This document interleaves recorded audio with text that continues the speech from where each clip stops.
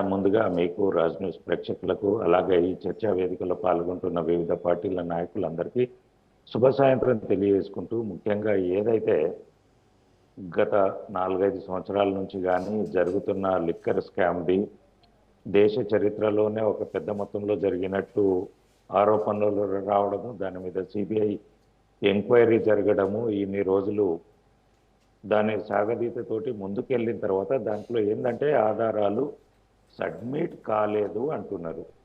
అంటే దాంట్లో అవినీతి జరిగిందా లేదా అనేది ఈ రోజు వరకు కూడా కన్క్లూజన్ రాలేదు. కానీ ఇప్పటికే సిబిఐ ఒక మాట నిన్న ఈ రోజు ఇచ్చిన స్టేట్మెంట్ ప్రకారం ఏంటంటే హైకోర్టుకి వెళ్తున్నాము, దీని మీద అపీల్కి వెళ్తున్నాము, మేము అక్కడ సబ్మిట్ చేయగలుగుతాము, మాకు ఇంకా కొంత టైం కావాలనే విధంగా వాళ్ళు మాట్లాడారు.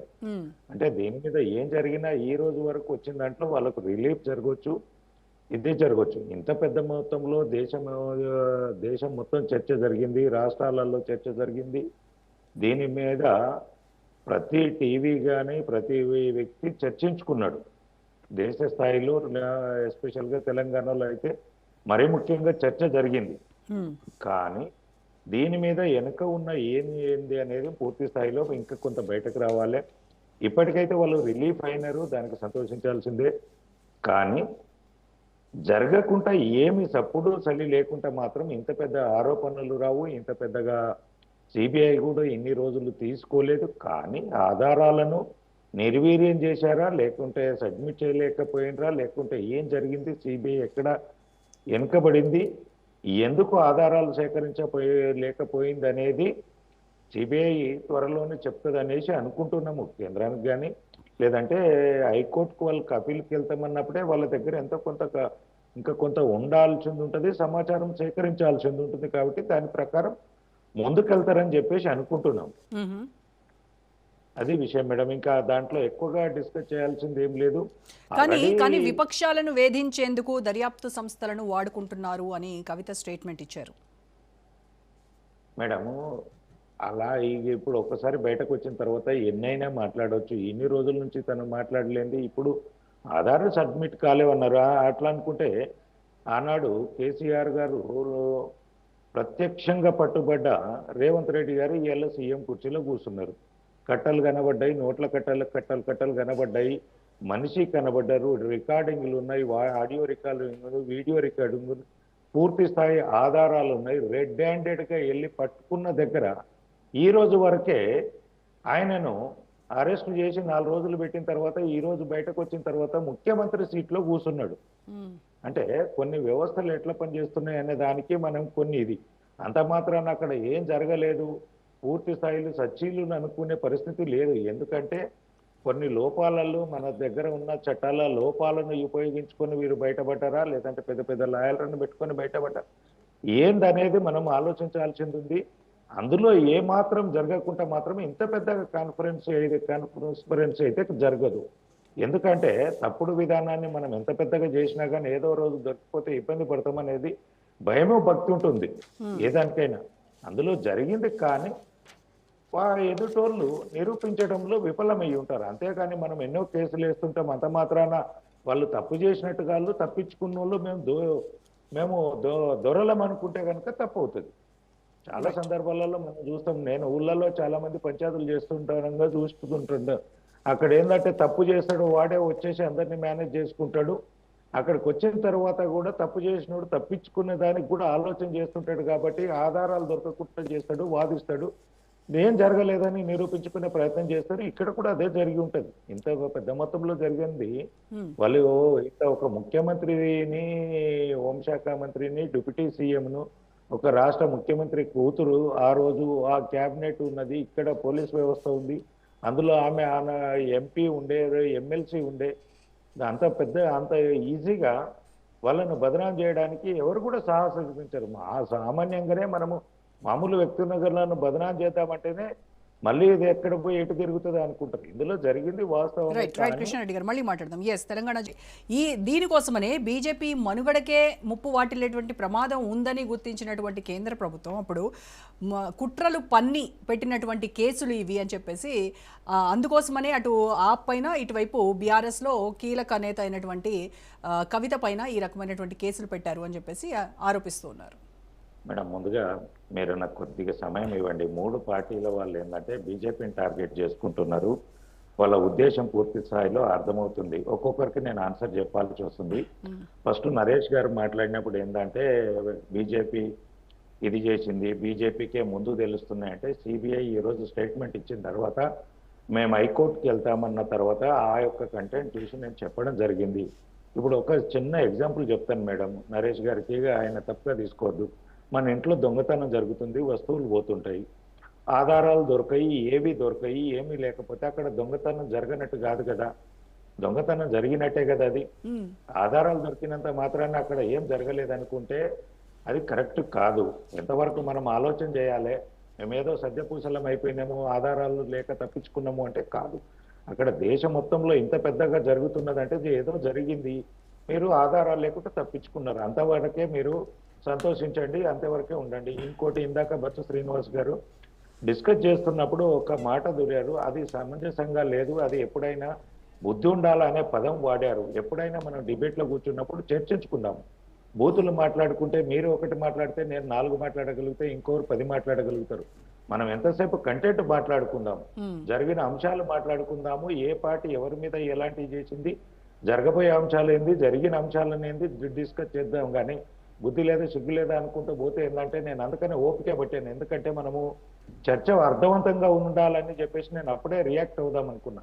కానీ చర్చ అర్థవంతంగా ఉండాలని ఆ పదాన్ని నేను యూజ్ చేయలేదు. మీరు అన్నది నేను అనలేక కాదు, మనం ఎప్పుడైనా డిబేట్ లో ప్రాపర్ గా పోదాము. ఈ రోజు జరుగుతున్న అంశాలను మనం కేసీఆర్ గారి గురించి ఇక ఇదైపోయింది, మేమేదో ఆక్షేపణీయం అయితే ఆ పదాన్ని విరమించుకుంటున్నా, దాని పట్ల నేను మన్నించాలని కూడా కోరుకుంటున్నాను. థ్యాంక్ యూ, ధన్యవాదాలండి. ఎందుకంటే మనకి ఇలా చదువుగా ఉంటే చర్చ అనేది అర్థవంతంగా వెళ్తే ప్రజలకు కూడా అర్థమవుతుందండి. కాబట్టి ఇంకొక అంశము, మనం ఆధారాల అన్యున్నత తరగతి కూడా ఈ రోజు వరకు మనము నేరస్తునిగా ముఖ్యమంత్రిని ఇది చేయలేకపోయింది గత ప్రభుత్వము అంటున్నాం. కొన్ని సందర్భాలల్లో న్యాయ వ్యవస్థలో ఉన్న లోపాలు లేదంటే కొన్ని జరిగే పరిణామాలను చర్చ అనేది పక్కకి వెళ్తుండొచ్చు, దోషులు కూడా నిర్దోషులుగా బయట తిరుగుతుండొచ్చు, ముఖ్యమంత్రి పదవులలో కూర్చుండొచ్చు అనేది ఎగ్జాంపుల్ చెప్పినాను. ఈ వీటన్నిటికీ అక్కడ జరగలేదనేది కాదు, ఎలా వ్యవస్థలో ఉన్న లోపాలను అడ్డం పెట్టుకొని తప్పించుకుంటున్నారు అనేది ఒక చర్చ జరగాలి. మనం ఇక్కడ నేను తప్పుల గురించి ఎవరిని నిందించట్లేదు, జరుగుతున్న తప్పులను కూడా ఒప్పులుగా చేయించుకోవడము, లేనిది ఉన్నట్టు చూపించడం కూడా తప్పే అవుతుంది. 2 అంశాలు ఇక్కడ. అక్కడ లేనిది ఉన్నట్టు చూపించడానికి ప్రయత్నం జరిగింది అంటున్నారు, అదేదైనా జరిగితే అదే తప్పు, జరిగిందని కూడా జరగనట్టు కూడా ఈ రోజు వరకు దోషి కూడా నిర్దోషిగా ఉండి ముఖ్యమంత్రి పదవిలో కూర్చోవడం కూడా తప్పే. దోషులకు అనేది శిక్ష పడాలి. దీని మీద మనం అర్థవంతంగా చర్చ చేద్దాం. అంతేకాని నీ మీద నేను, నా మీద నువ్వు ఆరోపణలు చేసుకుంటే ఎంతసేపు ప్రజలకు న్యాయం అనేది జరగదు, జరిగిన అంశాలు బయటకు రావు. ఇందాక లింగం యాదవ్ గారు బాగా లెక్చర్, మీరు రేవంత్ రెడ్డి పైన కేసుల గురించి మాట్లాడితే ఆయన అమిత్ షా గురించి, నరేంద్ర మోడీ పైన ఉన్నటువంటి కేసుల గురించి ఆయన మాట్లాడుతున్నారు. నేను అక్కడికి వెళ్తున్నాను మేడం. ఇక నేను లింగం యాదవ్ గారు పేరు తీయగానే మీరు మాట్లాడారు. లింగం యాదవ్ గారు ప్రొఫెసర్ గారు కాబట్టి చక్కగా కొన్ని వివరించారు. ఆ రోజు అమిత్ షా గారు చిదంబరం కాదు, కేంద్ర హోంశాఖ మంత్రిగా ఉన్నప్పుడు చేసిన వ్యవహారాలు అందరికీ తెలుసు. ఆ రోజు దేశం మొత్తం కూడా సిబిఐగా అంటే కూడా కాంగ్రెస్ బ్యూరో ఇన్వెస్టిగేషన్ అనేది టోటల్ ప్రతి చిన్న పిల్లవాడి దగ్గర నుంచి ప్రతి ఒక్కరి దగ్గర నోట్ల నాణ్య విషయమే. ఆ రోజు హోంమంత్రి అమిత్ షా గారి మీద ఇలాంటి లేని ఆరోపణలు చేసి ఆయనలో జైల్లో పెట్టడం, ఆయనను ఎన్ని విధాలుగా ఇబ్బంది పెట్టానో అన్ని విధాలుగా ఇబ్బంది పెట్టడము దేశం మొత్తం చూసింది. మనం ఎన్ని మాట్లాడుకున్నా జరుగుతున్న అంశాలకు మాత్రం పక్కకోవు. ఎవరిని ఎలాంటి అధికార దుర్వినియోగం చేస్తున్నారు, ఎవరు ప్రజలకు సేవ చేస్తున్నారు అనేది ప్రజలు నిర్ణయిస్తున్నారు. ప్రజలు ఓటు ద్వారా వాళ్ళు వారి యొక్క అభిప్రాయాన్ని తెలియజేస్తున్నారు. మనం అవిటిని చూద్దాము. ఎక్కడికి ఇంకా ఈ ఆరోపణలు అనేటివి ఒకటి, రెండోది అభివృద్ధి అనేది కూడా చాలా ఇంపార్టెంట్. వాటి మీద కూడా మనం చర్చించాలి. ఎంతసేపు ఇందాక లింగం యాదవ్ గారు బీజేపీ బీఆర్ఎస్ ఒకటి, ఎక్కడ ఒకటండి. ఆయన సూటిగా మా పార్టీకి అంటే మళ్ళా తను అన్నది నేను అనట్లేను కాబట్టి ఆయన అంత సూటిగా మా పార్టీని విమర్శిస్తుంటే కూడా మళ్ళా వాళ్ళు ఇద్దరు ఒకటయ్యారు. ఇదంతా ఎలక్షన్ ముందు నాటకం ఆడారు. లేని ఆరోపణలు. అంటే కాళేశ్వరం కేసు సిబిఐకి అప్పగించిన ఇప్పటి వరకు దానిపైన 48 గంటల్లో నేను ఈ కేసును తేల్చేస్తాము అని చెప్పినటువంటి వాళ్ళు మరి ఎందుకు బీఆర్ఎస్ నాయకులను వాళ్ళ గురించి చర్యలు తీసుకోవాల్సి వస్తుందని వెనకడుగు వేస్తోందా? నోటీస్ ఇవ్వలేదు ఇప్పటి వరకు. మేడము సిబిఐకి ఏ రోజు మేము అడిగినాము, ఏ రోజు ఈ ప్రభుత్వం ఇచ్చింది, ఏ రోజు వీళ్ళ కమిటీ రిపోర్ట్ ఏమైంది, ఈ రోజు వరకు కేంద్ర ప్రభుత్వం నుంచి సిబిఐ అధికారులు వచ్చేసి రాష్ట్ర ప్రభుత్వం అడిగితే పూర్తి స్థాయి డీటెయిల్డ్ రిపోర్టే ఈ రోజు వరకు సిబిఐకి సబ్మిట్ చేయకుండా, ఏమి ఆధారాలు ఇవ్వకుండా ఎలా నోటీస్ సర్వీస్ చేయమంటారు? మీరు ఒక సిబిఐ ఎంక్వైరీ చేయమని చెప్పేసి ఒక లెటర్ రాసేసి అసెంబ్లీలో పాస్ చేసి పంపించేసి మీరు 2 సంవత్సరాలు కాలయాపన చేసింది, దాని మీద దర్యాప్తు జరిగిన పత్రాలు కేంద్ర ప్రభుత్వాన్ని ఈ రోజు వరకు రాష్ట్ర ప్రభుత్వం ఎందుకు సబ్మిట్ చేయలేదో చెప్పట్లేదు. అధికారులు వచ్చేసి ఇక్కడ డీటెయిల్డ్ రిపోర్ట్ అడిగితే ఎందుకు సబ్మిట్ చేస్తలేరో కాంగ్రెస్ పార్టీ చెప్పాలి. ఎంతసేపు బీజేపీని బదనాం చేయడానికి కాంగ్రెస్ పార్టీ ఆడుతున్న నాటకం తప్ప పూర్తి స్థాయి రిపోర్టు కేంద్ర ప్రభుత్వానికి ఇవ్వండి, లేదంటే వాళ్ళు పట్టించుకోకపోతే మా కిషన్ రెడ్డి గారు మంత్రి గారికి ఇవ్వండి, లేదంటే బండి సంజయ్ గారికి ఇవ్వండి, కేంద్రానికి దగ్గరికి తీసుకెళ్లి అంతేగాని మీరు తప్పించుకోవడానికి బీజేపీని బదనాం చేయడానికి రేవంత్ రెడ్డి గారు ఆడే పావు ఆయన ఎలాంటి ఆటలు ఆడతాడో అందరికీ తెలుసు.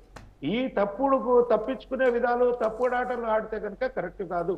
మీకు పూర్తి స్థాయిలో కాళేశ్వరం మీద జరిగిన అవినీతి బయటకు రావాలంటే ఈ 2 సంవత్సరాలలో మీరు చేసిన దర్యాప్తు ఏంది, మీ దగ్గర ఉన్న రిపోర్ట్లు ఏంది, రాష్ట్ర ప్రభుత్వం ఇవ్వకుండా కేంద్ర ప్రభుత్వం దగ్గర పేపర్లన్నీ పెట్టుకొని ఓన్లీ మీరు నోటీస్ కూడా ఇవ్వలేదంటే మీరు ఆధారాలే ఇవ్వకుండా ఏం చేయకుండా వాళ్ళు ఎక్కడికి వెళ్ళి ఇది చేయాలి? తేల్చలేదని మళ్ళా మీరే బదనాం చేస్తారు. దాని మీద ఏం జరగలేదని మీరే అంటారు. ఇలాంటివి వద్దండి. మీరు ప్రాపర్ గా ఒక కేసు దర్యాప్తు జరగాలంటే మీరు ప్రాపర్ మేనర్లో వెళ్ళండి, డీటెయిల్డ్ బుక్ లో వెళ్ళండి. అంతేగాని ఏదో మేము చెప్పేసినాము ఏమైంది అంటే కాదు. మీరు కరెక్ట్ గా ఇస్తేనే కరెక్ట్ గా జరుగుతుంది. అది లేకుండా మరి ఇప్పుడు ఏదైనా చేస్తుంది ఏది కూడా రాష్ట్రం నుంచి లేదు, ఈ ఆధారం లేదు, బీజేపీని బీఆర్ఎస్ ను బదనాం చేయడానికి ఇది చేస్తున్నారు అది చేస్తున్నారు అని మళ్ళీ మీరే మాట్లాడటం జరుగుతుంది. కాబట్టి మీరు కేంద్రం ఏది అడుగుతుందో అది ఇవ్వండి.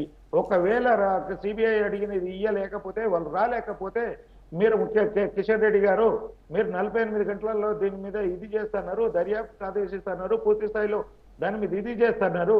ఇగో మేము 2 సంవత్సరాలలో మేము దీని మీద ఎంక్వైరీ చేసినాము, దర్యాప్తులో ఇన్ని వచ్చినాయి, ఇంతమందిది ఇన్ని వేల కోట్లు ఇంత అవినీతి జరిగిందని వచ్చింది, దీని మీద మీరు ఇమ్మీడియట్లీ సిబిఐ పూర్తి స్థాయి ఎంక్వైరీ చేసి నిర్ణయం తీసుకోండి అని చెప్పేసి మీకు ముఖ్యమంత్రి గారు లేకపోతే మీ నీటిపారుదల శాఖ మంత్రులను లేదంటే నీటిపారుదల శాఖ అధికారులతో మీకు ఈ 2 సంవత్సరాలలో మీరు చేసిన ఏదైతే దర్యాప్తు రిపోర్టు కేంద్ర ప్రభుత్వానికి సబ్మిట్ చేయండి, లేదా సిబిఐకి మీరే వెళ్ళి సబ్మిట్ చేయండి.